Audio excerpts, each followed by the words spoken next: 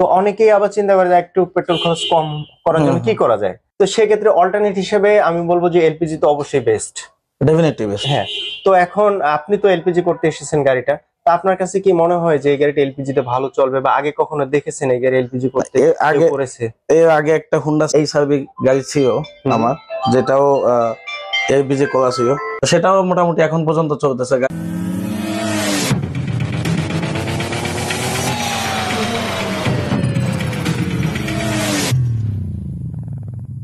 আজকের ভিডিও হচ্ছে Honda HRV গাড়ি নিয়ে। হুন্ডা ব্র্যান্ডের গাড়িগুলো একটু ডিফারেন্ট হয়ে থাকে টয়োটা ব্র্যান্ডের থেকে।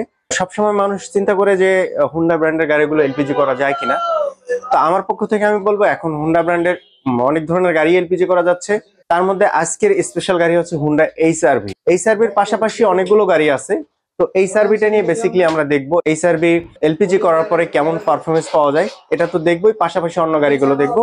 আর এই বিষয়গুলো দেখতে আমরা চলে এসেছি active LPG conversion workshop. Active LPG conversion ওয়ার্কশপের ভিতরে অনেকগুলো গাড়ি আছে। ওয়ার্কশপের ভিতরে যে গাড়িগুলো আছে এই গাড়িগুলো এখন আমরা দেখবো, পাশাপাশি এইচআরভি গাড়িটা নিয়ে কথা বলবো। প্রথম স্টেপে যদি আমরা দেখি, আমাদের সামনে যেটা আছে সেটা হচ্ছে টয়োটা ব্র্যান্ডের গাড়ি, তারপরে আছে টাউনেস গাড়ি, এইখানে যেটা আছে সেটা হচ্ছে ফান কার্গো, টয়োটা ব্র্যান্ডের গাড়ি। এই গাড়িগুলো কিন্তু খুবই রিয়ার। আর টয়োটা মানেই এলপিজি করা যায়, এটা খুব ইজিলি। আমরা যদি পিছনেটা দেখি, এটা হচ্ছে টাউনেস, এগুলো এলপিজি করা যায়, খুব ইজিলি এলপিজি করা যায়। পাশাপাশি আরো যেগুলো আছে সেগুলোর মধ্যে হচ্ছে স্পেশাল গাড়ি যেটা বলেছিলাম এইচআরভি হুন্ডা ব্র্যান্ডের। তো এই গাড়িটা আমি এলপিজি করার পরে অবশ্যই আপনাদেরকে দেখাবো যে কেমন পারফরমেন্স পাওয়া যাচ্ছে। ইভেন পাশাপাশি আমরা টেকনিশিয়ানের সাথে কথা বলবো যিনি এলপিজি গাড়ি কনভার্সন করতেছেন। এইচআরভি, হুন্ডা ভিজেল আর হুন্ডা ব্র্যান্ডের গাড়িগুলো কিন্তু খুবই ডিফারেন্ট টয়োটার থেকে। এই গাড়িগুলো এলপিজি আসলে সচরাচর সব জায়গা থেকে করা হয় না, বা করলে ভালো পারফরমেন্স পাওয়া যায় না। তো আমি আজকে এটা দেখাবো আপনাদেরকে যে এই গাড়িটা এলপিজি করার পর পারফরমেন্স কেমন পাওয়া যাচ্ছে। আর তারপরে আছে যেটা, এটা হচ্ছে নিউ শেপের একটা এক্সিও গাড়ি, তারপরে যেটা আছে এলিয়ন গাড়ি। তো মোটামুটি আজকে আমরা এই গাড়িগুলো দেখলাম অ্যাক্টিভ এলপিজি কনভার্সন ওয়ার্কশপ থেকে। এবার আমরা হুন্ডা এইচআরভি যে গাড়িটার কথা বলেছিলাম এই গাড়ির ডিটেইলস নিয়ে কথা বলতে আমরা চলে যাব গাড়ির সামনে। তো চলে আসলাম হুন্ডা এইচআরভি গাড়িটার সামনে, আর আমার সাথে আছে টেকনিশিয়ান শামীম ভাই।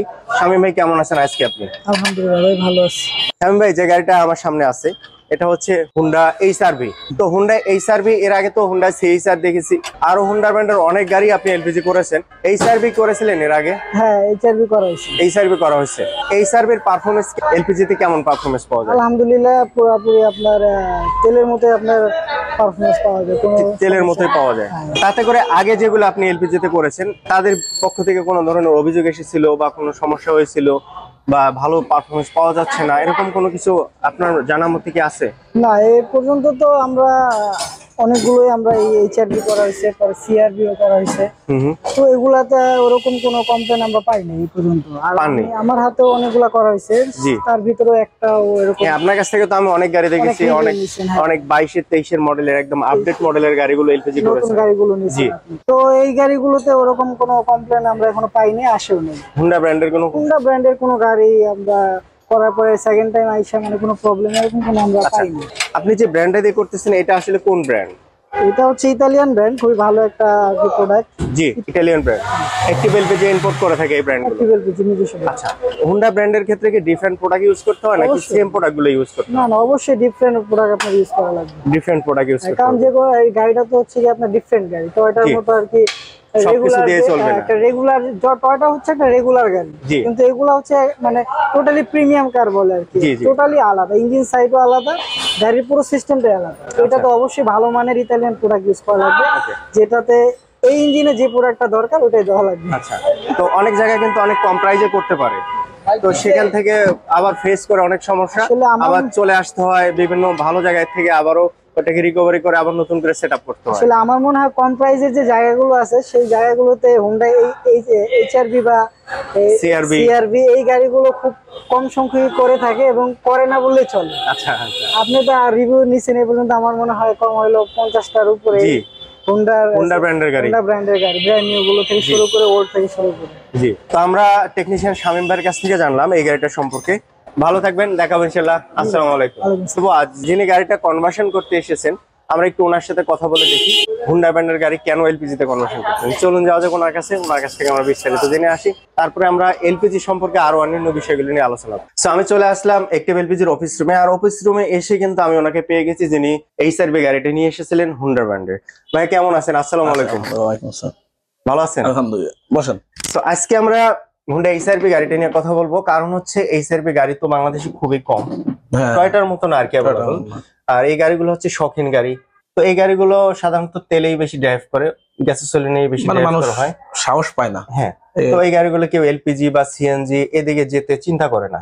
তো অনেকেই আবার চিন্তা করে যে একটু পেট্রোল খরচ কম করার জন্য কি করা যায়। তো সেক্ষেত্রে অল্টারনেট হিসেবে আমি বলবো যে এলপিজি তো অবশ্যই বেস্ট, ডেফিনেটলি বেস্ট। হ্যাঁ, তো এখন আপনি তো এলপিজি করতে এসেছেন গাড়িটা, তো আপনার কাছে কি মনে হয় যে এই গাড়িটা এলপিজি তে ভালো চলবে, বা আগে কখনো দেখেছেন এই গাড়ি এলপিজি করতে? এর আগে একটা হুন্ডা এইচআরভি গাড়ি ছিল আমার, যেটাও এলপিজি করা ছিল, সেটাও মোটামুটি এখন পর্যন্ত চলতেছে। গাড়ি বয়স 6 বছরের কাছাকাছি, মাশাআল্লাহ। তো এখনো পর্যন্ত কোনো সমস্যা হয় না। বেসিক্যালি এলপিজি চলবে না এরকম কোনো কথা নাই, যদি আপনার প্রোডাক্ট অথেন্টিক হয় আর আপনার কোয়ালিটি প্রোডাক্ট হয়, আর যিনি সার্ভিস প্রোভাইড করতেছে উনি যদি অ্যাক্সিডেন্ট হয়, জি, আর অবশ্যই টেকনিশিয়ানের ফ্যাক্ট আছে। টেকনিশিয়ান একটা বড় ফ্যাক্ট। জি, আপনার মারা টেকনিশিয়ান দুইটা অথেন্টিক হলে আপনার যে কোনো গাড়ি মোটামুটি ড্রাইভ করা সম্ভব। এই সার্ভি গাড়ি খুব বেশি যে আনকমন বা ইঞ্জিন আর এলপিজি ফ্রেন্ডলি না এরকম না, যথেষ্ট ফ্রেন্ডলি। শুধুমাত্র বুঝতে হবে যে কিভাবে, শুধুমাত্র বুঝতে হবে। তো সেক্ষেত্রে যারা ভালো টেকনিশিয়ান আছে উনি যদি আপনাকে ভালো প্রোডাক্ট সার্ভাইভ করে, তাহলে আপনি খুব সুন্দরভাবে করতে পারবেন। রাইট রাইট, তার কোনো সমস্যা নেই। তো আপনি এর আগে তো একটা করেছেন, সেখান থেকে আপনি হ্যাপি যে? না, হ্যাঁ, সেটা এখনো পর্যন্ত খুব সচেতনভাবে চলতেছে, খুব ভালোভাবে চলতেছে। তো আমরা একজন ক্লায়েন্টের কাছ থেকে জানলাম যিনি গাড়িটা নিয়ে এসেছে এলপিজি সম্পর্কে। আপনারা চাইলে হুন্ডা ব্র্যান্ডের গাড়িগুলো খুব সহজে এলপিজি করতে পারেন। আর ভাই এতক্ষণ সময় দেওয়ার জন্য অসংখ্য ধন্যবাদ আপনাকে। ভালো থাকবেন। আসসালামু আলাইকুম। আমরা একজন ক্লায়েন্টের কাছ থেকে জানলাম যে বিস্তারিত গুলো। তো এখন আমি এই গাড়িটি নিয়ে গ্যাস রিফিল করতে যাব। গ্যাস রিফিল করার পরে গাড়িটা টেস্ট ড্রাইভ দেবো, টেস্ট ড্রাইভ দিয়ে দেখবো গাড়িটার পারফরমেন্স কেমন, গাড়িটার এলপিজি তে কোনো ধরনের সমস্যা আছে কিনা, এই বিষয়গুলো দেখবে। এবং আশা করি আপনাদের যাদের হুন্ডা ব্র্যান্ডের গাড়ি আছে, কিংবা Honda HRV, Honda CR-V, Honda Vezel, এই ধরনের গাড়িগুলো যাদের আছে তারা কিন্তু চাইলে এলপিজি করাতে পারেন। তো আমি গ্যাস স্টেশনের দিকে রওনা দিয়ে দিলাম। আমরা গ্যাস রিফিল করি, গ্যাস রিফিল করার পর টেস্ট ড্রাইভ দেবো, টেস্ট ড্রাইভ দিয়ে আবার চলে আসবো অ্যাক্টিভ এলপিজি কনভার্সন ওয়ার্কশপে। তো আমি বলবো যে দক্ষ টেকনিশিয়ান যদি আপনার গাড়িগুলো এলপিজি তে কনভার্সন করে, আমার মনে হয় সব ব্র্যান্ডের গাড়িগুলো খুব ভালোভাবে ড্রাইভ করা যাবে। ইভেন গ্যাসের পারফরমেন্স ভালো পাওয়া যাবে, গ্যাসের মাইলেজ ভালো পাওয়া যাবে, ইভেন অবশ্যই ভালো জায়গা থেকে এলপিজি কনভার্সন করতে হবে। তো যাই হোক, কথা বলতে বলতে আমি চলে এসেছি কালশি রোডে। আর কালশি রোড সুমাত্রা ফিলিং স্টেশনে যাব, অর্থাৎ সুমাত্রা ফিলিং স্টেশন থেকে আমরা গ্যাস রিফিল করবো, তারপরে আমরা আবারও টেস্ট ড্রাইভ দিতে দিতে চলে আসবো অ্যাক্টিভ এলপিজি কনভার্সন ওয়ার্কশপে। তো এই হচ্ছে সুমাত্রা ফিলিং স্টেশন, আর সুমাত্রা গ্যাস রিফিলিং স্টেশনে চলে আসলাম। আর এখান থেকে আমরা গ্যাসটা রিফিল করে নিয়ে বের হয়ে গেলাম। তো টেস্ট ড্রাইভে এখন গ্যাস রিফিল করা হয়েছে এবং গাড়িটা এলপিজি তে ড্রাইভ হচ্ছে। তো আমি চলে যাচ্ছি অ্যাক্টিভ এলপিজি কনভার্সন ওয়ার্কশপের দিকে। আশা করি হুন্ডা ব্র্যান্ডের গাড়িগুলো এখন আপনারা চাইলে এলপিজি করাতে পারেন। গ্যাস রিফিলের পর আমি টেস্ট ড্রাইভ শেষে চলে আসলাম অ্যাক্টিভ এলপিজি কনভার্সন ওয়ার্কশপে। আর সিলিন্ডারের কথা যদি বলি, আসলে দুই ধরনের সিলিন্ডার হয়ে থাকে এলপিজি কনভার্সনের ক্ষেত্রে। অনেকেই রাউন্ড টাইপের সিলিন্ডার গুলো ইউজ করে থাকে, খুব সুন্দর, যেটা পিছনের টায়ারের কাছে বসানো যায়। আরেকটা হচ্ছে ক্যাপসুল সিলিন্ডার। দুই ধরনের সিলিন্ডার হয়ে থাকে। আর প্রাইসের কথা যদি বলি, কনভার্সনে কেমন খরচ হবে এই বিষয়টাই সবাই জানতে চায়, বা এলপিজি পার লিটার কত, এই বিষয়গুলো কিন্তু বেশি কমেন্ট করেন আপনারা, যে পার লিটার কত, ইভেন কনভার্সনে কেমন খরচ হয়।